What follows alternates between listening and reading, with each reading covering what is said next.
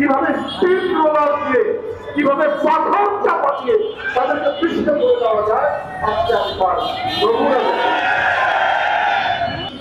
শিক্ষা হলো জাতির মেরুদণ্ড, কিন্তু আজকে প্রায় 23 দিন ধরে 43 দিন ধরে শিক্ষক শিক্ষিকা বৃন্দ একটি ন্যায়সঙ্গত দাবির জন্য তারা যে অনশন এবং তাদের দীর্ঘদিনের যে দাবি, বেঁচে থাকার দাবি, দুমুঠো খেয়ে জীবন ধারণের যে দাবি, সে দাবির জন্য 43 দিন ধরে তাদের যে অনশন এবং তাদের ঢুকে ঢুকে তাদের জীবনযাত্রা, এর প্রতি সরকার প্রশাসনের যে উদাসীনতা, এতে আমার মনে হয়েছে বাংলাদেশে শিক্ষা জাতির মেরুদণ্ড নয়,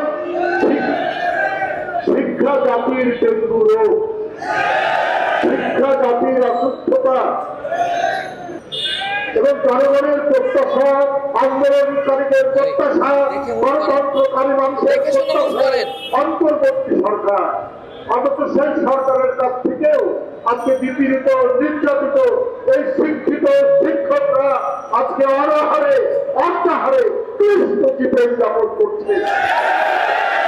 এই অঞ্চল আর এই নরেন্দ্রভুক্ত শিক্ষকরা ফুটপাতে, রাস্তায় বাড়াবাড়ি দিচ্ছে, লুটোপুটি করছে।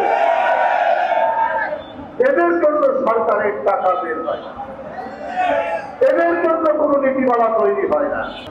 আমি ওই জন্য বলছি, গরিব মানুষের প্রতি এই অন্তর্বর্তী সরকার হলেও এরা তাদের দিকে তাকায় না,